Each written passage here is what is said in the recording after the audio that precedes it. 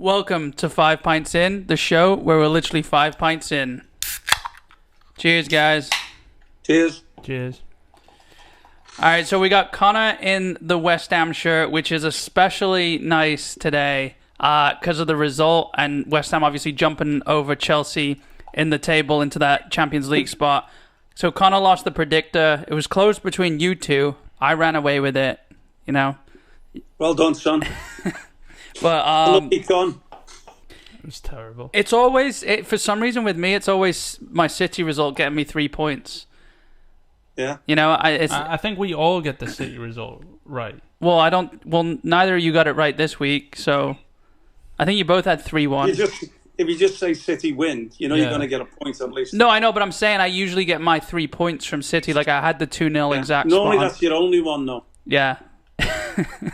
I mean, I had 8 points, so I had 3. I had that one, and then 5 correct results. So. Been a bit of a shitty weekend for you, Con, hasn't it? Yeah, completely. Yeah. Losing to West Brom, losing the predictor.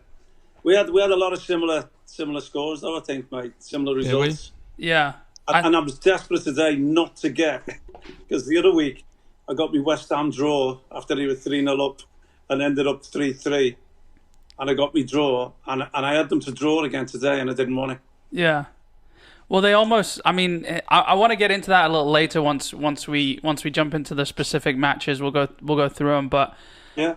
And I told Connor last week I started a section in the notes for Chelsea for him. You know, so it's not just we're not just leaving his team out, but I don't really. It's a good week to talk about them. Yeah, that's what I'm saying. I feel bad. I do have a positive about Reece James in there, but I think the big thing on everyone's mind, and you won't mind us starting off with City, because we've got to address Aguero leaving at the end of the season and the options and, you know, where he goes and what a servant he's been to the club and everything. So, I mean, you know, it's huge him leaving. We've had Company go, you know, we've had David Silva go, and we've had a lot of players go, but none that really feel quite like Aguero leaving. Well, he went and smashed the records, didn't he? Yeah. You know, and the thing is, I mean, look, Company left and went into player management, which, you know, is sort of stepping away. Silva's gone and, you know, sort of stepped away. Aguero's not going to step away, that's the thing. Yeah. I'm telling you right now, I've got a feeling he's going to Barca. You think so? I've got a feeling he'll go and play alongside Messi, which means we won't get Messi, which means we'll get Haaland. You know, I didn't even think of that. I didn't even. I mean, Pep just came out and said that it's impossible for them to fork out money on a striker this summer. Pep said we can't afford a striker in the summer. But to me, and yeah, that's what I've seen today. They're prepared to spend 100 million on one player. That's what I read. Yeah. So but Haaland's worth way more than to that. me, that kind of sounds like when you're a little kid and you want something and you sort of do that. I know I can't get it anyway. You know, to your parents and stuff. Well, let's think back. How were they going to get Messi? With money. Well, obviously, so there's money there, isn't there? Yeah. So when you hear that we can't afford or we won't spend that on one, if they don't win the Champions League this year, they'll do anything. Yeah. They'll spend anything, do anything. They'll make sure they do what they've got to do to get it next season. Yeah. But Aguero and Messi at Barcelona next season's got to be tougher. Yeah, that is true. I mean, it's hypothetical, I know, but it's just what I can see happen. It came to me at some point today. Yeah. You think Barcelona, really? It depends on Messi. It honestly depends on Messi. Yeah, but imagine being Aguero and all this shit going on with Messi. Like, I'm sure. Yeah, I know they say like they're friends and that or whatever, but you're going like you can't really rely on Messi being there more than a season. You know. It's not just them being friends. Yeah, Aguero, let's say you get 2 seasons out of Aguero, you're going to get 2 more seasons out of Messi, aren't you? And they're lacking that centre forward that they've always had. Yeah. Yeah. They're lacking that killer to take a little bit of the load off Messi and free him up again. And I think he'd be perfect. And I would like to see it, because I honestly believe Real Madrid, all the Mo Salah talk, that will be if they don't get Mbappe. Yeah. I see Mbappe going to Madrid, Aguero going to Barca, Haaland coming to City. And I'll take that any day of the week. What if Who do Liverpool get? They don't. They've already got them. whoever they Let them draw keep in Salah. the Europa League? Let them keep Salah. Yeah. Timo Werner. Let them get Timo Werner. I've been sitting here all week thinking about. I mean, first of all, just for my own personal thoughts, where does Aguero go? And I was mulling over all the Premier League teams that he could go to and how much it would hurt seeing him in different Premier League colours. For some reason, it hurts even more thinking of him in Barcelona stripes. It just Really? I I think that's a nice send off because it's like I do. I think so? it's like no one he deserves better than I agree. Yeah, I just for some reason it just didn't. It's like Barcelona's the only club you can go to. Barcelona where didn't it's cross, fine. But Barcelona didn't really cross my mind. I thought PSG. I mean, he's on. It's gonna be somewhere who's got to afford his wages, isn't it? And you don't want him going to a club like that, where he could just like wither away. I feel like I at hope Barcelona, not. Yeah, like because they obviously actually play football. I think I was going down just like because there was a quote that came out from him saying he's not opposed to staying in the Premier League. So for some reason, my attention was just on the Premier League thinking about it, and I went down the Premier League table thinking, would he go there? Would he go there? Would he go there? And then you get to a point where it's like, well, he's better than the top 12, 14 teams, Well, that's the problem with the league today, mate. There's a void. After Man City, there's a void. You seen it? They're playing Leicester, who was sitting in third. Yeah. Man United are the team between them, and they're bang average. Yeah. I did say a little while back, watch Liverpool. They'll come back and they'll creep up, and they still get a Champions League spot. I don't see it. I don't You see don't it see it? now. No, Not now. I didn't see it before. They're only 3 points off. They've got Everton behind them with a game in hand that are only 2 points behind them. Did you see Everton today? Yeah, I mean, they're actually 2 points behind Chelsea, 3 points behind West Ham.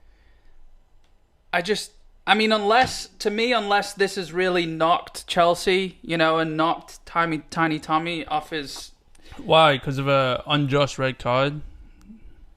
Yeah, mate. Look, it was unjust, wasn't it? It was unjust, but you still don't crumble like that against. Yeah. West Brom. Oh, but we have a shit defense. That's the whole thing. The best thing. But it wasn't just that, mate. They turned the ball over too easy. Reece James for one or two of the goals. Yeah. But did way too much, even for one of the goals, definitely, and way too much in the game. Yeah. What was Reece James doing, flicking it up to Azpilicueta, like for the? What was it? It was one of the goals. I think it was the second goal. It was the second goal. He tried to flick it to Azpilicueta's head to receive it back when he's got 3 or 4 West Brom players around him pressing him, and he's going back towards goal. That was a strange one. He did chase back with it. The 6s and 7s, wasn't he? I think he was unlucky to be sent off, mate. Really. 100%. But no. Here's my thing. We spoke about this just before we started. I think it was a bad.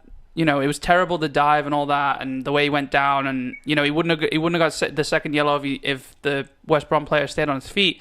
But or we just kept running and didn't dangle his foot though. As a veteran of the game, Thiago Silva shouldn't be going down there. He needs to stay on his feet. I think it's absolutely amateurish of him to go down like that. Like it's half. He's gone in to block a shot, but he's leant backwards because he doesn't really want to block it, or he doesn't really want to get hit with it. Yeah. So it's that caused Brazilian his own physicality. He's caused his own problems. Yeah. Really. You know what I mean? But I still look. You know how we feel about referees and how pathetic it is with your follow throughs and this and that. You could actually win the ball, still follow through, and he could still send you off. Yeah. But it's nothing new. It is what it is. Yeah, it's not. Yeah, it was nothing new. I would be as upset with you if I was a Chelsea fan. I think it was atrocious as well, but I just think that's the way the game is now. In today's game, this season at least, the last couple seasons, it is a second yellow, which is ridiculous. The fact is, 10 men Chelsea should still beat West Brom. Yeah, I agree. Yeah, but I mean, it'll be interesting to know. That's his first loss, isn't it? Yeah. Mm-hmm. Is it the first goals he's conceded at Stamford Bridge? Stamford Bridge, yeah. Is it? It's going to be interesting, mate. See how he reacts, how they react. I think he'll be fine. I don't think he went in there going, "I'm gonna go unbeaten for this long."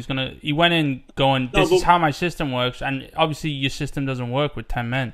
You know, his defense is shit, and he's got a shit keeper. Like what we've been doing is just keeping the ball, and then not really scoring that much. But at least the defenders haven't been like getting attacked or anything, you know? Like Mendy's, I'll say it forever, he's a shit keeper. But don't you question how he persists in somebody like Timo Werner? How is he persistent and leaving Giroud as a goal scorer on the bench? Especially even halfway through the game when you needed something else. He still didn't do it. Yeah, but he takes once you get he takes Pulisic off as well at half time and leaves Werner on. Okay, he made the goal. Fine. Well, Pulisic was injured. He went off with a hamstring problem. Did he? Yeah, they subbed him. Why did he try to run back on the pitch? He ran back on and then held his leg, and they pulled Werner back on. They hadn't officially made the substitution, I guess, and then so it was initially Werner off. Pulisic was back on. They didn't show the video until after the game, but he ran back on, held his leg, turned around, and said, "I can't play." And then they've pulled Timo Werner out of. They made the joke he was probably in the bath or something, but. They pulled him back on, and so that was the initial substitution. He would have missed the bat and been sitting on the floor. Well, yeah. He would have been fine with it, though, and he's trying his best. So, and he would have done it really quick, though. Yeah. Did you see his goal? He might have run right through the bathroom. Yeah. I mean, for Mount's goal that he should have finished, and he's played it to him. Yeah.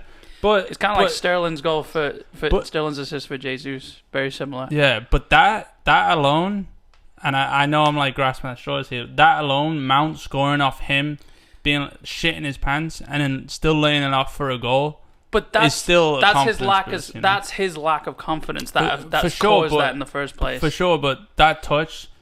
A goal's let out from but it's exactly like Jesus' goal against Leicester, where Sterling. Yeah, but Sterling shit his pants. Sterling's as well. actually shit. Sterling can't finish. Werner can finish. He's going through. See, you could laugh all you want. If you're saying Sterling can't finish, but his goal scoring record is. Yeah, but and I can finish, but you can hear the shit coming out your mouth as you're saying that because you know. That Sterling can't finish to save his life. But I said that when I first saw Werner, but it's not as bad as Sterling. Werner's a better finisher than Sterling. I know that's not saying a lot. It's not saying a lot. But you can't say this because he hasn't shown it. Yeah, but he's going through a rut. Well, Torres is going through a rut, and he was one of the best finishers you saw in the Premier League. Yeah, exactly. Yeah, we're a stats-based podcast. I mean... I will say, though, West Brom had some good goals. They had a couple good goals. They did, but did you see how easily they all could have been stopped if it was a decent defense? Yeah, like the second or third goal. The first goal, the third goal, and the goalie the Chelsea keeper Mendy should have had one or two of them. That one he was blindsided well the one that. Yeah, they started well enough. Yeah, they did. They started lively. He was fizzing it about. Started giving it away. Do you think I'm happy for them. That's not. Do you think there's any hope of Big Sam pulling them out? They're on 21 points, 8 games to go. There's 8 points from Newcastle, who chance. No. Who do they have to play? No chance. Fulham are going to struggle. What you find is when it gets this late in the day, you've got to count your wins over the season, and then you take your averages of how many games left. They haven't got bad games. Well, I guess.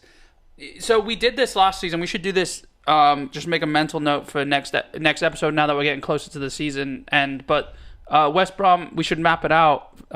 It's like an average run, isn't it? Yeah, West Brom have Southampton, Leicester, Villa, Wolves, Arsenal, Liverpool, West Ham, Leeds. So, but yeah, I mean, maybe I don't think it's enough. I really, yeah. There's not enough games left for them, mate. No. Fulham have played an extra game, though, but they're still 5 points behind Fulham. Yeah, not Fulham they need to catch. No. Yeah. Is it? No. And Newcastle scraped the point out, didn't he, against Tottenham, equalising late on? Yeah, well, it was Joe Willock. Joe Linton scored. Yeah, Joe Linton did, but Joe Willock scored, didn't he? Arsenal player. 1 goal behind Timo Werner. Who, Joe Linton? Joe Linton, yeah. I think he's got 3 in 60 games or something. But he's fast. No, I'm a stat man. Yeah. I will like to say this though, because I was thinking about this earlier. I wouldn't be. Yeah, I know I'm biased about Reece James and all that, but I'm not just sticking on right backs. But Alexander Arnold did well again, and he did. And the one positive that I mentioned that I have about Chelsea, we're just getting the Chelsea stuff out the way. Yeah, No, I'm just kidding. But apparently this has been said, but Reece James is ahead of Alexander Arnold in the pecking order. I know that might seem obvious with the recent pick, but I don't think those World Cup qualifier picks were anything to go by. But apparently Alexander Arnold's not going to get a Euro call-up, which I don't know. I'm kind of surprised because he did do well against Arsenal. That's the most ridiculous thing, because, I mean... How can you rule him out this early? This is why I just said Reece James' name, because I do still think Alexander Arnold is the best right-back in the world. This whole time I've been saying... Weird. This whole time I've been saying Reece James is because he's been in better form. Alexander Arnold in form... In form in an attacking team, not if you're fucking England and you're playing 4-4-2 Look, or I whatever. think what's going to work against Reece James, mate, is he's had him in and out. Yeah. At Chelsea, and I think Liverpool are just hitting a little bit of form, or they will go on a little. Yeah. Hey, I'm hit that form at the right time. They could easily go and beat Real Madrid, mate. Not Real Madrid. I'm fine. I'm fine with the better right back being. I'm fine with the better player being there. I'm always fine with that. I don't. Mate, them. Just play the system that is going to benefit them. I'd have the 2 of them. Wouldn't have Trippier. But both of them are better at putting in balls than any right wing we have. Yeah. And I'm saying including Saka, including anyone. If that's your main objective, attacking. If you are playing a 4-3-3 or whatever, I'm gonna. Real Madrid's Liverpool's next game. It's tomorrow, actually, Tuesday. I don't think there's a bigger game going on now. What do you mean? Oh, City Dortmund. The Haaland Showcase. Yeah. I don't think Liverpool are hitting form. I don't think beating Arsenal 3-0 is anything. No, that just shows that what we talk about all the time. Me and my Arsenal and that. I think that's the first time you said that on this podcast. What was Aubameyang's hair doing? I saw that. Yeah, and then Lacazette's weird. It can't grow that fast, surely, in 2 weeks. No, it's normally grew upwards. Well, I mean, his hairline receded that quick, so I mean, maybe he's got some special kind of. I don't know. Do you think he's had extensions or something, or did he have a headband on as well? I think so. Wait, I think he did. They probably are extensions. Because, maybe they're just stuck inside. I mean, that's what people do nowadays. Yeah. Maybe. Yeah, I don't know. I don't know. His hair could be really, really dense. I was in a Liverpool pub down here, mate. Were you? Yeah. Yeah, I think, they were praising Liverpool's centre-backs because obviously that's the big question with Liverpool was, do you play experienced midfielders at centre-back or do you play young centre-backs at centre-back, which he played the young centre-backs at centre-back, Kabak and Phillips. I don't think they were tested, and I don't think... this isn't a dig at you and your Arsenal, but Arsenal are just so bad. Like, I just think... They're not, though. They're just so... They are, but they're not. They're just hit and miss. They become ordinary. But I think there's it's the squad's just not there, and it hasn't been there for a while. I think Odegaard's starting to piece things together. He didn't do really anything against Liverpool, but he might be the spark that Ozil sort of left behind. He might fill that void. Not talent wise. I don't look. Look, when you've got average, people get carried away with good. Yeah. Yeah. You know what I mean? I agree. Good becomes great. But that's Arsenal's problem. I'm saying Arsenal problem now. They need to look at themselves and say, we have the players to be in Champions League. This has gone on too long. I don't think they do. We need to. They 100% on paper. They need to get rid and they need to sell and buy new players for those positions. They need to get rid of Xhaka. They need to get rid of David Luiz. The stale. Whatever, just the stale. Yeah, they call it the dead wood. The dead wood. Exactly. Because they have such a good team. Yeah, As they've much got as a- being obviously a great youth program as well. Yeah. They've got a great attacking force. And look, I'm not saying Odegaard is someone I'd like to see City pick up. I'm not saying he's like world class. I'm just saying, they when Ozil first came and, before he was even there, he was the link up before he started drifting back to left back for some weird reason. But Odegaard's creating things at least, and then he's got, world class Aubameyang and Lacazette to me are. What I think he's doing, he's just not fucking up like Torreira and Xhaka did. But it's not the same position. Yeah, it's not the same position though. Yeah. Yeah, you got to get rid of Xhaka, I just don't think. Arsenal, I just don't think a 3-0 win for Liverpool over Arsenal. I think it's too. I don't think Liverpool are in form. They beat Wolves and they beat Leipzig, but before that they lost to Fulham. I just think that was too average mid-table right now. In the form they're in was just a. I think they're going to struggle against Real Madrid. I just mean they've come out. No. I think they're a completely different team in the Champions League.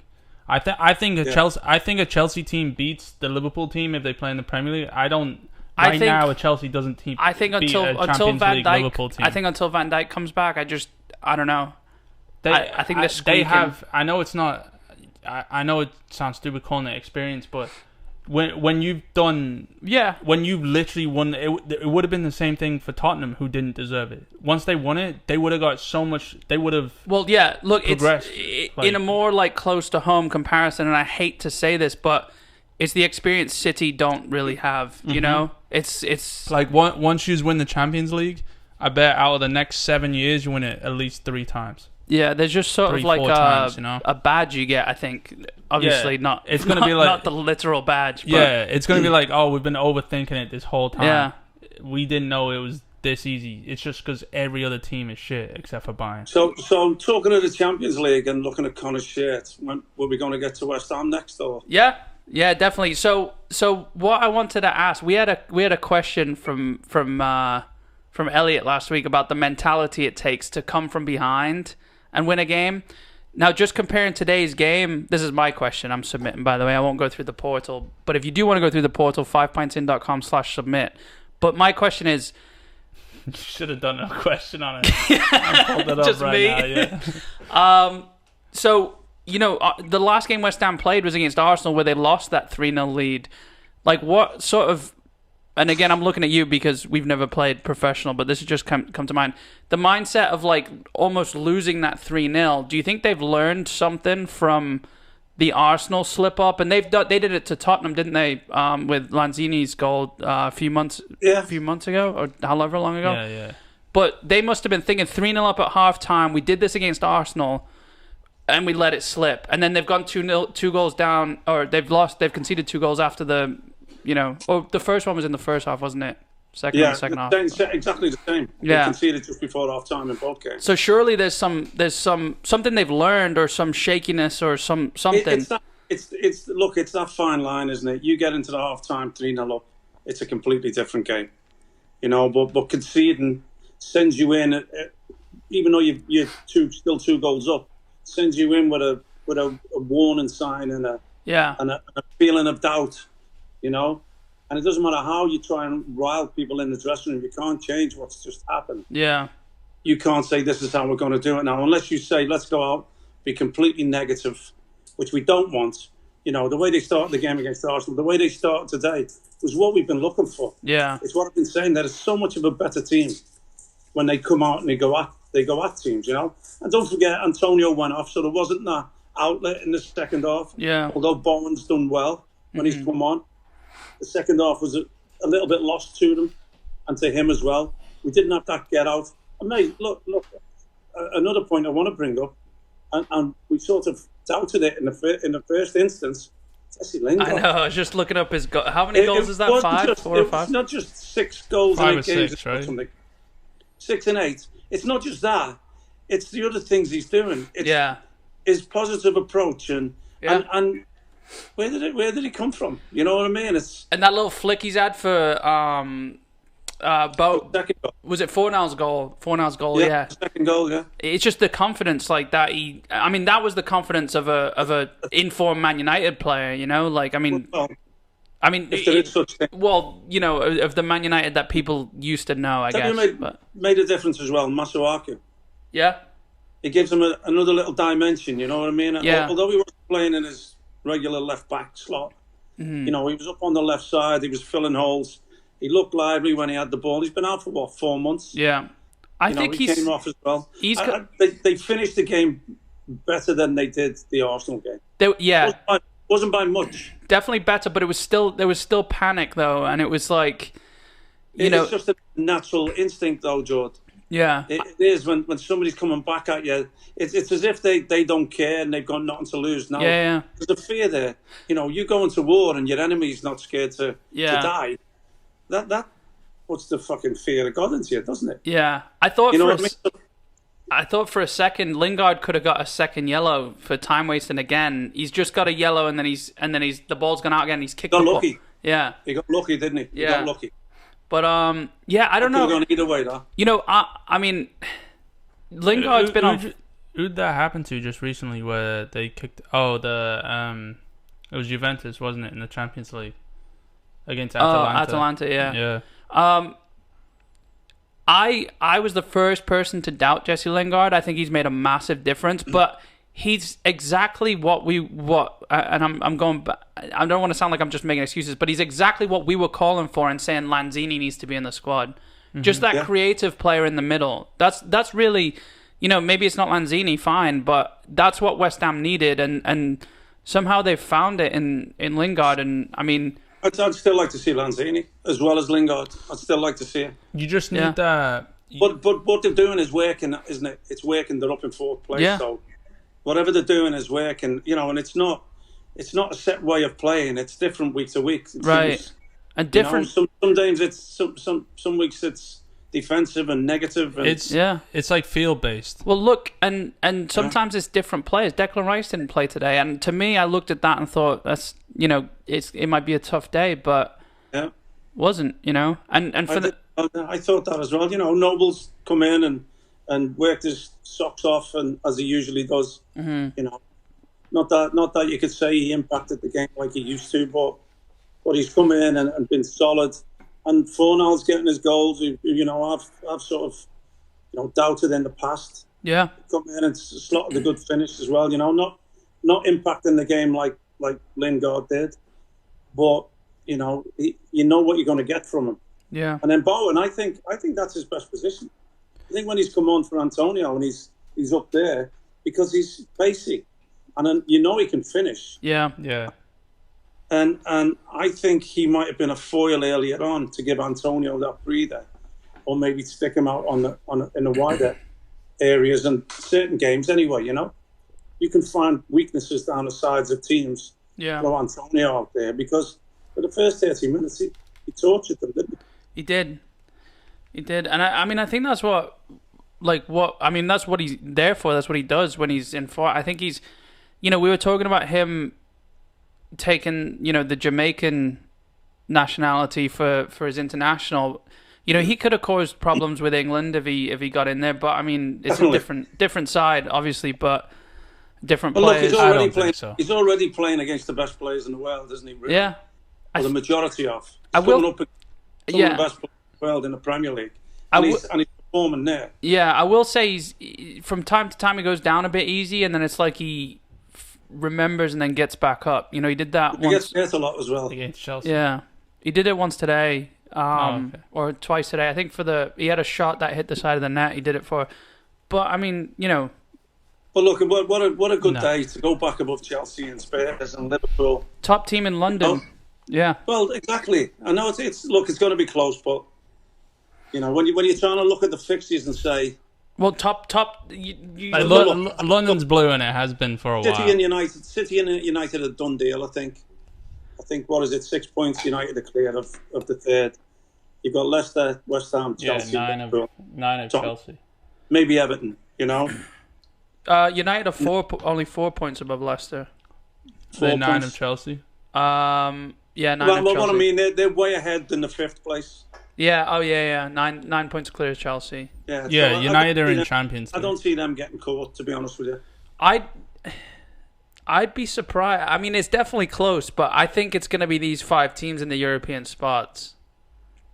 I mean, unless... You don't see Tottenham or Liverpool coming in? I don't. No, I really don't. I just don't think they've got it. I think Liverpool have left it too late. I know the points say otherwise, but I just think really, it's West Ham and Chelsea's to lose, and I think West Ham doing that today without Rice, who is their best player... But you just said that sentence right there. It's West Ham and Chelsea's to lose. That's what both of those clubs are known for. Yeah. I mean, to me, there's a big turning point here. Tuchel gets to go against Porto in the Champions League, different flavor of match, gets to recover. Porto aren't going to be easy. We had them in the group stages, and they're not a pushover team. Can I just go back, George, before we move on to the Champions League? Yeah. Just for West Ham, it's not West Ham's to lose, because whatever happens for their season now, it's still going to be a great season. Yeah, I just mean... It's not the same for Chelsea. Right. I just mean the Champions League spot. Yeah. I know, there's an expectancy. But there will if West Ham finish 6th, there's going to be a bit of a... Yeah, I mean, it's just human nature, isn't it? Like, you've got... It'll take... Yeah. It'll take the wind out of you. There's a word that depends on the nature of it happening. Yeah. If they get unlucky in a couple of games and somebody just goes on that run like Chelsea and doesn't falter, then it's not much more you could have done. But if then they blow up and win 2 out of the last 8 and do it that way, then, it might be a little bit sour, but still, it's going to be a top 8 finish. It's progress, you know what I mean? It's progress.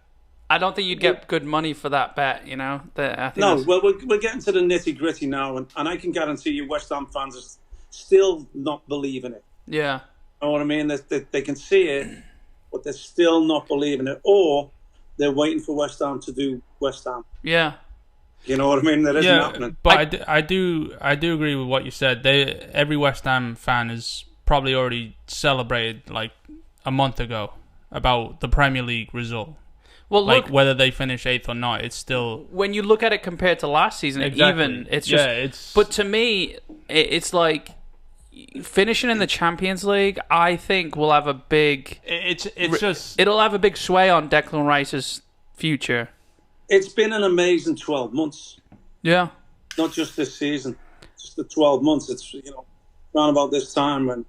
Yeah. Things came around for them, and they went on a little... bit of a run to stay up and continued it, which who'd have believed it, Yeah. I mean, yeah, it just goes to show, though, trusting in the manager, really. I mean... Moyes didn't get this I know, Man United, but he's been given a bit of a chance. Look what's happening with Norwich, trusting in the manager, even in relegation. Yeah. Trusting in the manager. Well, that's another thing, mate. That will soften the blow for the relegation teams, looking at Norwich and Watford. Yeah. Sitting in the top 2 places in the Championship. So there'll be a little belief there that it's not the worst thing. Yeah. If we go down, It's still... I think Sheffield United have put themselves in an awkward situation with Chris Wilder, though. They can never be seen again. I just think that's one team that I fear... Not that I really care, but, I fear that they... I just think that was a dumb... Who knows how it happened? Who knows if it was mutual or not? There's all sorts of stories fly around, Yeah. But West Ham, by the way, next fixtures, they play Leicester next, who they could easily beat. Playing at home, Leicester at home. And then that could happen because West Ham will do to Leicester what Leicester did to Man City at the Etihad. Right. I think West Ham will bed in and hit them on the break. Yeah. Now, Leicester are a counter-attacking team, and if they've got to have the lion's share of possession, that will pull them about a little bit. Yeah. It will depend. Look, is Antonio going to be fit? I don't know how bad it was with him coming off after 30 minutes. Does he get to the point where he feels something and then says, okay, we're a couple of goals up. It's not worth me staying on. Right. It's not worth me finishing 1 game and missing 4 games. Yeah. So... Especially with only 8 left. See what the progress on that is, the reports on that injury. Yeah. Because he is massive for them. Yeah. But they could beat Leicester. I don't think easily though. No, it's not going to be an easy game. But I just think I mean, you're talking about Leicester having most of the ball. Ian Nacho's been Leicester's best player. He's been good, the last couple of months, and he's not a player that scores his goals on counter attack, is he? No, mate. They've just been slapped down a little bit, haven't they? They've just been put into place. They've got to react to that. Let's see how that impairs them. Or they have. I mean, what I'm saying is they have good finishes on their team to where if you give them the ball, you know. Yes. But they do better on the counter attack, and it's I mean because of the. Like West Ham aren't going to press forward with the ball. There's not going to be any space in behind for Vardy to run into. I'm sure. Moyes might play 5 at the back. He might play 3 centre backs. Well, when you look at the system today, mate, it does defensively become a 5 at the back. Yeah. It was chopping and changing. Sometimes it was a 4-4-1-1, especially in the second half when Lingard was just sitting a little bit behind Bowen. Yeah, but they get back as many as they need. Mm-hmm. They didn't really keep on bombing on down the sides. Tufal didn't go mental. Creswell second half, and then Johnson coming on. They didn't really go bombing on all the time. Yeah. I think they, when I look at it and I think about it now, I think they were sort of in more control than they was in the Arsenal second half. I don't mean in control of the game. I mean in control of themselves. I think there's a difference. Yeah, I think so. I mean, there was still definitely a bit of panic. I mean, we see it. We saw it. That's what happened. This is why I always believe teams should start a game like that. Yeah. Like they're a goal down with 5 minutes left. Mm-hmm. Why don't you start games like that? Keep that momentum going for as long as you can. Well, do you not feel like West Ham kind of started that like that today? Yeah, though? they did. Yeah, they did. But then you've got to manage the game. Yeah. Then you've got to learn how to. You were also saying that earlier. It's it's something you're not used to. It's fear. It's like when you were saying when Arsenal scored before halftime with the 3-0. It was it's like turbulence. It's like you're shitting your pants even though you think you're safe. With them scoring right before halftime. So I feel like when you always say go out and play like that, like you are 3-0 down. It's kind of almost like go out and play like you just scored before half time, and the other team's shitting their pants. Because it's that psychological lift that you get. Exactly, and it's hard to put yourself can in you that find point. how to get that from the kickoff? Can you find it's like the teams I've coached, never go backwards from the kickoff. Yeah. Why start negatively? And funny enough, things have changed in the last year or so.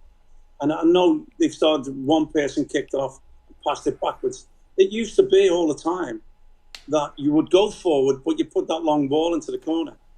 Yeah. Now that's happening again. It's going backwards, but then it's going along the ball forward, I just don't like that. I didn't like that pass it back to keep possession in your own half, where if you lose it, you're in danger straight away, Yeah. You obviously got to trust yourselves. I mean, look, if it's somebody like Man City and you're not going to give the ball away, then it's a little bit different. But I'd still like to start on a positive foot and go forward. That's the evolution of football, though, isn't it? It's like whoever wins the World Cup or whoever wins the Champions League, everyone tries to mold the... It's like... It's weird that, it's like passing out from the back, isn't it? Exactly, yeah. I hate to say that's because it's found success, yeah. Exactly. It's whatever like it was. Once, and I do hate to say this, even though I think it should happen, but once City do win the Champions League, football should, I mean, the way it has been going the last however so many years, it should progress because of, people should look at City and go, and then now all the eyes are on City. So... there should be progression there, on that someone should be able to think and pick holes in between Pep's. On that same note, though, you've got managers like Gareth Southgate trying to do that with England, but not picking the squad to do that. So it's Southgate. No, he thinks they should be playing out from the back. Yeah, playing out from the back. Yeah, but he's but late it's not to the come right in. Formation. It's not the right. I mean, everyone's been playing out the back for the last 2 years now. He's just now right. wanting to do that. Southgate's only playing it safe, and he's You're only saying ever more gonna of play like the it safe. details with the fullbacks and stuff like that, or Any detail at all, you know, Yeah. not just doing what everyone else is doing. Like he's like doing what all those teams that gave the ball away were doing. You know, it's like we don't have a keeper that can do this. We don't have the defenders that are good on the ball to do this, but we're gonna do it anyway. And they keep doing it, and they kept giving goals away. yeah. Yeah, well, the thing is, being a manager, you've got two options. Yeah, You either have enough money, you have a system, you have enough money to buy the players to put into that system. Mm-hmm. You're always going to have a nucleus of players, whether you're a new manager coming in, it's going to be a nucleus of players on contracts. Yeah. It may not be them players suit you, so Right. you end up getting left out. Yeah. You either have the money to buy the team or bring them extra players in to suit your system, or you look at what you have and you say, what system suits what I've got? Yeah. And then you get the best out of what you have. You know, if you think, okay, a 3-5, 3 centre halves is safe for us. We do have 3 decent centre halves who can play football. That suits you with what you have. That's what you have to go with. Yeah. But you have to be a good manager to be able to adapt. especially if you're a lower table team. Yeah, and because you focus on don't your have time, defenders, yeah. because you don't have time to make it work, which everything does take time. You know, it becomes a little bit panic stations. And I mean, Yeah. look at Sam Allardyce. Is he going Yeah. to keep West Brom up? Is he going to keep them up playing out from the back like Man City do? Probably not. So Yeah. he's got to go with his strengths and what he has. And Yeah. it's worked in the past, so Yeah, he's okay. Yeah, I he's mean, always stuck to his guns, hasn't I guess too, we're just talking about West Ham and we're talking about Man City. Pep's a manager who's come in and molded the team to his system, where I feel like Moyes has kind of looked at the players and thought, what can I do with this squad, I mean, they've both done it very successfully in their own rights. Well, it relates to his time that he had at Everton, the success he had there. Yeah. Not a shed load of money to spend, and yet he kept them there or thereabouts Yeah. on a smaller budget. I'm not saying, obviously West Ham have spent a bit more money than back in them days, but, it's similar. No real superstars, you know what I mean? He's getting the best out of what people would perceive as like good players, but not world beaters. Right. You know what I mean? And he likes workers. Yeah. He likes people who are going to put a shift in, and it's paying off. It's paying off for him. Can it be sustained like he did at Everton? I don't know. With that style, I'm not so sure. But look, getting a Champions League spot. We're loving it while it's happening. Yeah, but getting a Champions League spot will attract the players that he wants. I mean, the power shifts a little bit to where he could probably say, hopefully this is how it happens. I want this player. I want this player. And I mean, they'll be attracted to the club if they're playing It'd be European. amazing if it happens, mate. It'd be absolutely amazing. I think it could. I think, to me, Chelsea's the biggest threat. I just don't. I don't know. I don't want to go in circles here, but I think the way they're playing, West Ham surprised me today. Again, like I said, I thought no Rice. Wolves aren't an easy team, especially away from home. West Ham being away from home. I'll be honest, mate. When I said I think it'll be a draw, I was hopeful. Yeah. I was hopeful more than anything. Yeah. I don't want to be perceived as putting them down each week as if they're going to lose, because you take each game as it comes. Mm-hmm. You sort of get these feelings and going on performances instead of stats, which I'm normally on with me stats. Well, obviously, going on performances, I'm thinking, coming off the Arsenal game where they've let the lead slip, I'm thinking, you know what, I can see them nicking a draw, but I was more hopeful and confident. Yeah. And then they go and do that. I still look at me like every other West Ham fan, I bet you, even at 3-0, it's like, you can see on the players' faces, like, yeah, it's a little bit surprised as well, Yeah. I don't think they expected to go there and do what they did. And then you get that killer blow just before half time, and but luckily enough, mate, they've hung on, haven't they? Yeah. Sitting in fourth, which is the important thing. Yeah, I mean, it's huge because just when, you see them slip out of fourth a couple of weeks ago, and you think, was that the last? Are Chelsea going to hang on here? Is it Tottenham or Liverpool going to push? But if you remember even further back, we said about the Man City game, how will it impact them? Yeah. I did say like it would hurt West Ham more to lose the game than it would Man City, and I wanted West Ham to win it because the league was tied up anyway, and I'm thinking of the impact. But they've shown character, mate. Yeah, as much as anything.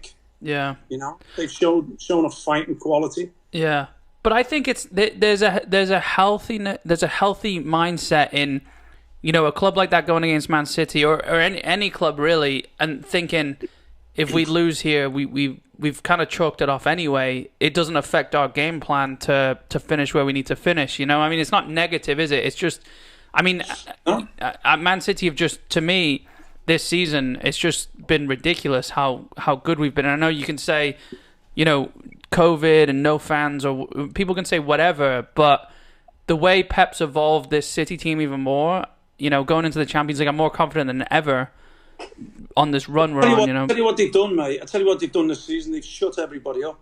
Yeah. When was the last time you heard, the oil money, or, it was okay when they didn't start so great. And even then, didn't start so great. They lost 2 games. Yeah, and then I think the games in hand. Bears away and Leicester at home. Didn't start so great. And then drew West Brom. Yeah. It was a false table. But they seem to have shut everybody up with their performances, mate. And I don't just mean their wins and results.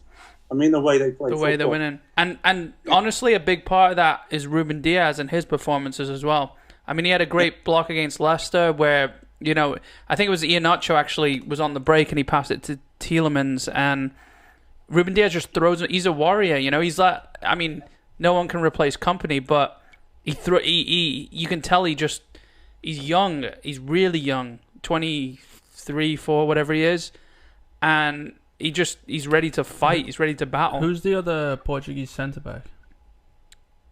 Not Pepe. Is it not Jose Fonte? Oh, the one that used to play for Southampton. West Ham. I was going to say, because that's everyone's biggest problem right now, and Portugal are stacked. And if he's fit playing at the back... Portugal have a solid team right now. That's what I'm saying. If they have a great squad. Yeah. They'll be dark horses. I'm starting to feel about them how I felt about France going into the Euros, where Portugal beat them, which obviously they didn't deserve, See, what's happened to them is they're bringing new blood at the right time, as you're still going to get a little bit out of Cristiano Ronaldo. Which is so it's so typical Ronaldo. Messi's playing with Argentina where they won't play Aguero with him. Yeah, and then Ronaldo's getting this. He's getting the backup where Messi's got to still do it on his own for Argentina. Yeah, exactly. Where he's got Bernardo Silva, you got João Cancelo. Like, you could play him anywhere. You got Ruben Diaz. You only got to mention Man City players, though, George. Yeah, pretty much. Also, he who shall not be named. João Felix. No, the other one. He who should not be named. Portugal. Yeah. Who? I genuinely don't know who you're talking about. Where's he play in the middle? He's going to score the most penalties this year. I'll Bruno, tell you that. Yeah. Actually, he won't because Ronaldo takes them. Never mind. But he'll get them. Yeah. For Ronaldo. Yeah, that's true. Did you see when Portugal played Serbia on last Saturday, and Ronaldo scored He scored the goal. I didn't see the goal, mate. I just read all the reports. And because they don't have goal line technology, it was a foot over the line. It wasn't. It was over the line. Okay, the two camera angles do not show that the ball is 100% it was over the line. 100% Do you want me to over show the you the photo right now? No, I know it was over the line. I've watched it 3-4 times. It wasn't, and Ronaldo couldn't have possibly known that. Ronaldo couldn't have known it with that much confidence. You walk off and... Yeah, that's my point. It was over the line. I'm telling you right now, it was over the line, and it would have won them the game. But the bigger issue, right? Forget if it was over the line or it wasn't. How did the World Cup qualifiers not have goal line technology? I don't. Yeah, ridiculous. I think what they're trying to say is that certain countries can't afford all that technology. Then bring the technology. It should be FIFA. And who pays for it? FIFA. No, it's money. Every stadium needs to be FIFA sanctioned and have to. How can FIFA pay for it when they're stealing all the money? They could loan it and then take it back. Yeah, how did they not with goal line technology? How is it not portable? Is it in the post? I mean, because the goals can be moved and shipped and whatever. Like, Is it in the ball? I mean, I know there's a chip in the ball and there's a radar or something in the. I don't know this for a fact, but I'm guessing. We need to do our own work. Well, I'm just saying it was over the line. Are you looking at a picture of it over the line right there? It was over the line. I agree with you. Ronaldo, that's 100% over the line. Ronaldo couldn't have known it was 100%. You're not saying much, Con. Does it look over the line? If you send me that picture, I'll put it up on the episode, and we'll let people decide. I will tell you, it looks 99.8% over the line, but that's not enough. And especially if you're not looking at this photo that I'm looking at. No, there's got to be daylight.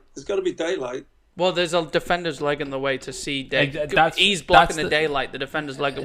That's the whole thing. Like. People can say text that. I will. That to people us. can say it's 100% over the line as much as they want. That's not fact though. Yeah, but if the goal line technology was there, if the goal line technology was there, did he walk off the field? Yeah. No, he went to celebrate, and then the ref had his flag up, and he ran over to the linesman. The linesman had his flag up, and he ran over to the linesman to yell at him. That was where he was running. No. He walked off the pitch. What do you mean? He took off his captain armband and threw it on the floor. After, I think. No, he walked off, didn't he? After that was... Yeah, he ran over to the linesman first. I just watched the video today. Did he actually walk off the field and not come back? I'm pretty sure that's what happened. Know. But it was the 94th minute. It was... Oh, was it? Yeah. I mean, whatever. I mean, Ronaldo's a dickhead anyway, but I mean... It was a goal, and the fact that they don't have goal line technology, which could affect the tournament, it's ridiculous. Yeah, it could affect the tournament as big as the World Cup. Yeah. I don't give a shit. I mean, you talk about where Argentina played Germany in the World Cup final. Argentina were so close on not making it to the What are they beat America 3-0 or something like that, or I remember Messi scored. They played America. It was someone where Messi scored in the a hat trick. Yeah, in the qualifiers. They wouldn't have played them in the qualifiers. No, different group. Yeah, maybe, but Messi scored a hat trick to where they qualified by a fucking slither, Yeah. And that could have been it. Well, I'm just saying. Group party. Sorry. No, I think it might have been Peru. Yeah. That sounds... No, that was... I can't remember. But, I'm thinking about when Trinidad when he scored that goal from 40 yards to make sure America didn't make it into the World Cup. Yeah. That was hilarious. I'm pretty sure that was the same day that Messi... It was someone. Yeah, I know. Yeah, Mexico and USA are the only ones that... Because they make it so they're supposed to, and like they do with England and everyone, they make it so they're supposed to make it to the World Cup. They put worse teams in their group. I think they should do it like the FA Cup. I don't believe 100%. They did have a separate tournament. You would have Lithuania winning the World Cup 1 year. Well, I don't mean like that. I mean, just to get to the actual nitty-gritty of the game itself. Yeah, I completely agree. The big countries should have to play in them qualifiers because it's a waste of time. You're going to qualify. You feel bad for San Marino. It would help the domestic leagues. Yeah. Yeah, the higher... I mean, they've got the ranking system in place. Why not use it for that, Use it for that, yeah. They come in at a later stage. Yeah. Yeah. On how well you did that last tournament. I think the international it's just all over the place. It's so messed up where you could win the World Cup and the next FIFA rankings that come out, you're not first. Yeah, because the other team won a friendly against someone. By the way, can I just ask, how is Laporte still not capped internationally for France? Did he grow up in Spain? He was born in France. I think he had a mum or dad from Spain. He had the option to play for Spain. He came from La Liga, didn't he? He did, from Athletic Bilbao, but he played for France U17, 18, 19, 21. And he chose France. Well, I guess he still has the option if he hasn't played, but... I mean, maybe, yeah. He still hasn't been called up to the France national team. Who do they have? Umtiti and who? Who else at France at centre back? Has Hernandez gone to centre back? I know they're showing it for a while. Varane. Varane, yeah. Jesus. Yeah. Varane's amazing. I don't think Laporte could take Varane's spot. No, but he could take 100%. Umtiti's spot. 100% take Umtiti's spot. And Umtiti didn't even play. Kimpembe started the last game. There you go. Well, he plays for PSG, doesn't he? Yeah, that's true. Yeah, there you go. Still, for Paris. Yeah. So he's gonna. Yeah. I just think I mean, whatever. You know, he'll win the quadruple, and then maybe he'll be called up. Maybe better that's for what it England takes. then.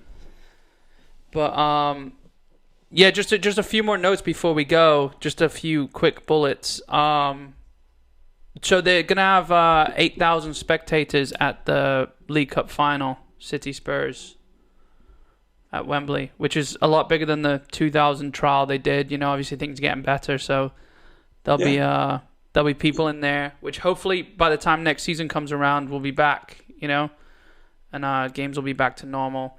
Another funny thing I saw, and I know that was City related, so is this, but City didn't win a trophy. This is a weird one, right? Okay, I know this doesn't make much sense. I just wanted to put it out there.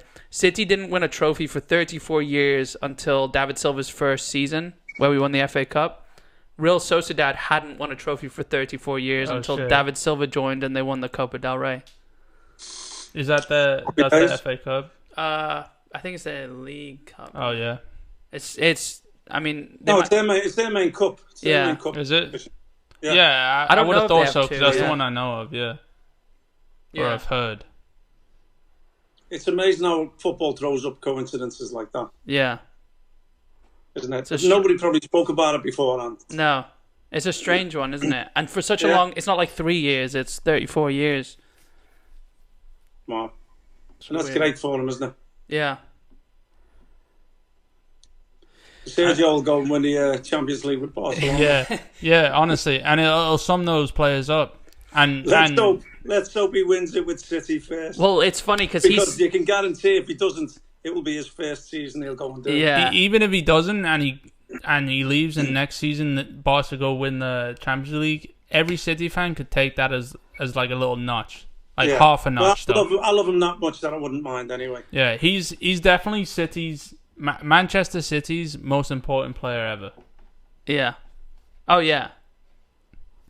I'm going to be close with Vincent Kompany. And Kompany, see, I even think Silva's more important than Kompany. Kompany, I think they were the three. They're the three getting the statues on. Yeah. Them. They were the three. I think Kompany, you can't forget Yaya, right? Don't forget Yaya. Sorry. They'll make it like a little bobblehead at the bottom. He doesn't deserve a fucking statue. There's no way. You gotta show loyalty and heart and he was fantastic when he was there though. Yeah, of course he was for. A little bit sour. A run. He was a little bit soured at the end, you know. He was sour when he was at his best. He wouldn't chase back. He would just score the best goals and have the best assists and have the best runs. He was always sour though, wasn't terrible. He? Yeah, it was. But that's the thing. That's why he was always talked about. That's why he was always talked about, because he would score. He had this thing where he would he wouldn't be on the left wing, but he'd be dribbling on the left side, just cut in. He scored a goal against PSG like that. And he just had this whip that he could score from 35 yards, and he put it in the top corner every time. And he started taking free kicks like that as well. I just think Silva, Aguero, Kompany. Yeah, they're the three best. They're the three most important. Oh, you could go on forever. What about Zabaleta? Yeah. Nah. You'd have a soft spot for him. But you'd have a friggin' trophy jungle. I mean, how many statue jungle? How many statues can you possibly do? You know? They named a pitch after Yaya Toure, I think, in the training ground in the academy. Yeah. Those three stand above anyone else by far. Yeah. By far. Even if Aguero doesn't win the Champions League, and that's all that was their dream from when they got there however long ago. And they didn't do it. That still won't be shadowed by what they did. It doesn't matter because Aguero's going to win. It's just written in the stars. Aguero's going to win the Champions League. He said he wouldn't leave until he's won the Champions League. Aguero's winning. He's definitely not going to Chelsea then. No. He said he wouldn't leave. There was talk. Hey, I'm not saying that, but you can't talk about Champions League talk and then have a go at us. I think it's just... You want up there, Con? You want up? We also had a final in 2006 that we should have won. Fucking John Terry slipping. I think... So it could be 2 Champions Leagues. Yeah. I think that... now that I've had an hour or however long we've been going to think about it, Barcelona would be the best option. I don't want to see him in the Premier League. I want to see him win the Champions League with City the end of this season, which he could easily do. And then... I think you said that on the hour. Did I say that on the hour? Maybe, would you rather him stay in the Premier League so you could still see him play? I am going to say this. No. I would. I definitely would. That's what you said about Hazard, remember? Yeah, I did say that. And I'll say that about... I mean, as long as they don't go to United, I'd say that about anyone. But where's he going? But where's the only club Aguero going? And I'm not just saying this. Again, I'm not biased at all. The only club he could go to and have a great season would be Chelsea. I mean, Chelsea are in the market for a striker, but every single team on this planet will be playing Werner and leaving him on the bench. Every single team on this planet is in the market for Aguero. I know. I'm just saying. Without a shadow, I'm just surprised he's going. He's going to go for free. Yeah, why is he? Like why? Like generally, why is he? I mean, it's the 10. It's been a trend, hasn't it? 10 years. It's the 10-year. You'll have his testimonial. I mean, does he feel in himself? I don't know. I mean, he comes on. Watch him catch a second wind of City and stay for the next 4 or 5 years. Look, there's something else in the offing. Well, first of all, he's a on what side of it? On City or Aguero's side? Well, on both. Yeah. On who they're bringing in. Now, if he sees his time limited now with Jesus, what's it going to be like with Haaland or another big signing up front? What's it going to be like then? And if your option and to soften the blow of you leaving, he doesn't need any more accolades from Man City, does he? No, none. Let's face it, he's up there, he's the top of the tree. The downside is you go to Barcelona and play alongside Messi. Yeah. Softens the blow a little bit, doesn't it? Yeah. Back to a Spanish-speaking country as well. I mean, it's going to feel like...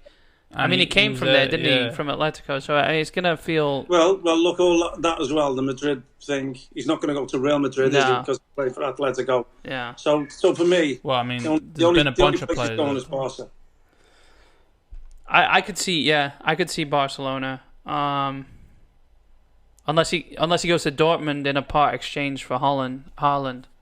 No, he's not doing that, mate. No, Aguero... Not happening. It would be too much. I think it's too much. It would be too much of a grind. Aguero's not part of a deal exchange, you know? No. Yeah. No. It's not going to end like that. Yeah. Yeah, no, I agree, now that I've said it out loud. Took it a while, though, mate, didn't it? For it to sink in. Yeah, it's just... Yeah, it's weird, because I feel like there's been mentions of him not continuing after the season, and then it's just like... It just doesn't feel right, him not being at City. He's going to... Like, I don't believe Pep when he says that they don't have the money to sign a striker, but to me, Aguero even says they do, and they are going to sign a striker because, of course. First of all, we could. I mean, yeah, we've got by with no striker, and we get by with Jesus, but he's not really the. To me, he's not really the man. You have arguably like out of the top 5 strikers in the Premier League, 2 of them are at your disposal. Out the top 5? Did you see? Yeah, Aguero and Jesus. Jesus isn't top 5 striker in the Premier League. In the Premier League? No, but did you see his interview? I'm not saying Mane or Salah are strikers. I'm talking about strikers. No, we didn't see his interview. Didn't see Jesus' interview? No. You were asking him about Aguero. I can't remember. And he's saying in his sort of broken English, like he's saying, he's just bowing down to him, really. Yeah. He's saying, the man's amazing to have been around him all this time, training and all that. Yeah. And he's just a goal scorer. He's a goal scorer. Yeah. He says, I score some goals. He says, okay. He says, I go out, I score 1 goal. He scores 2. Yeah. I score 2 goals. He scores 3. Yeah. It's just you can feel and hear that admiration. Yeah. From somebody who's been around him and watched him. Because if he's like that in the games, imagine what he's like in training. Yeah. Imagine when they're doing finishing and training. Yeah. and he is the way he is, Yeah. It's going to take... It's the Sergio, anyway. Yeah. It's going to take some big boots to fill those goal-scoring boots, But, I mean, everyone... I'm just going to throw this in there. Everyone used to say that about Drogba.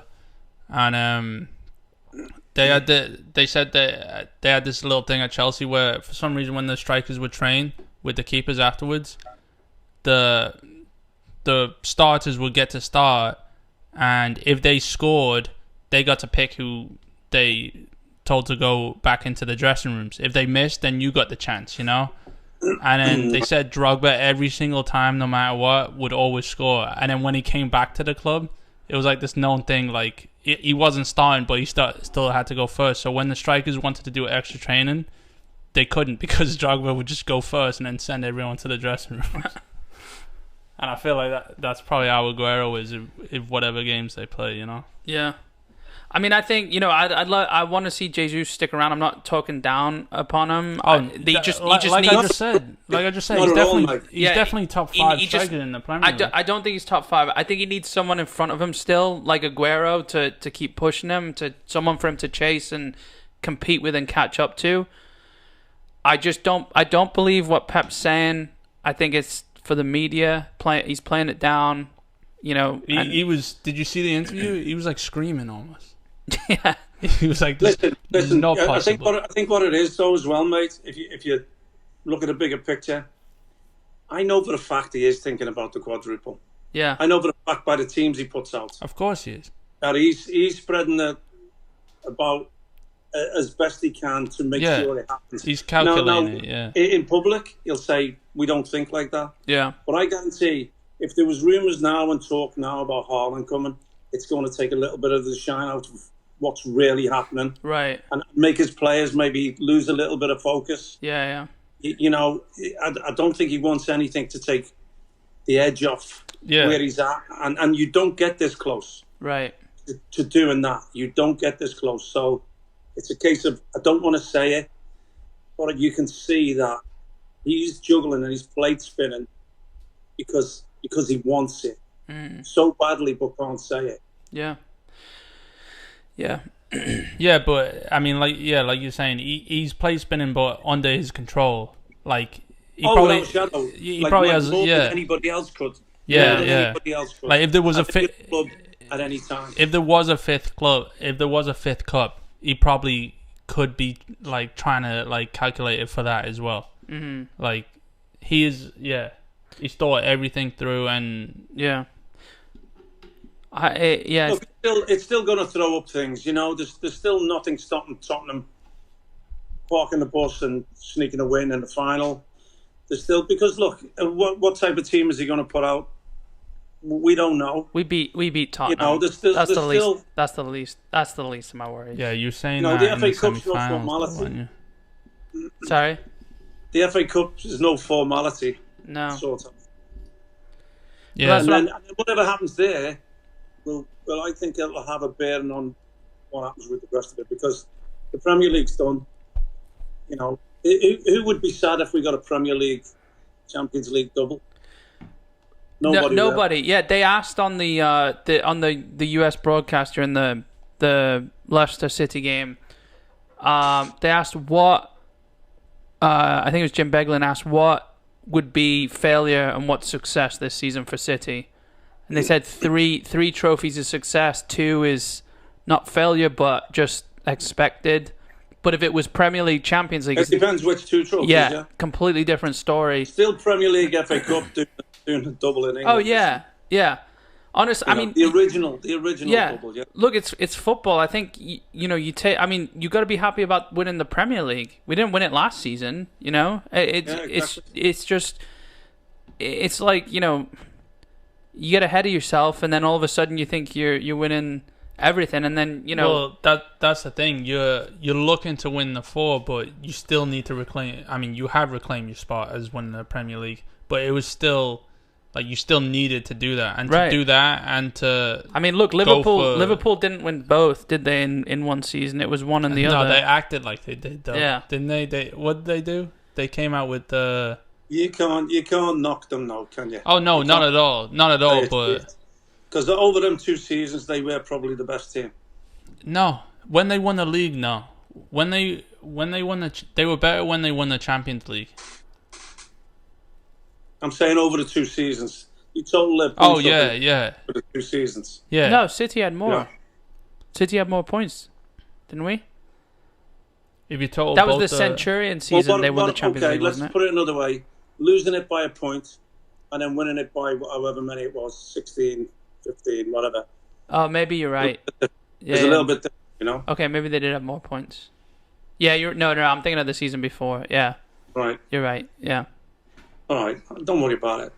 Yeah. It's okay. I was right in the predictor, so that's all that matters. I do hate to say, I do feel like Liverpool hit their prime though. Like for the next I think with Klopp, 10+ years. yeah.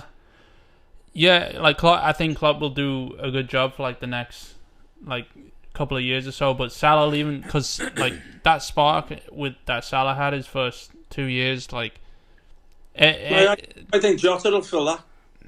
I mean, no one could do what. I mean, no one did do what Salah did those first 2 years. No, but I think he's a good enough manager that he'll find some other way. Yeah. I mean, but Pep did. Pep had to. Salah's also a freak of nature. You know, it's like if all's not going well, he could still fucking kick the ball along. Yeah. He's gonna get the ball and he's gonna finish it. For some reason, Yeah. it's just always gonna go in. Yeah. And he's always gonna get the ball first. And that's just it's a freak of nature. You know, like. Yeah. Yeah. All right. Well, don't want to end on Liverpool, but I think that's all the time got right now.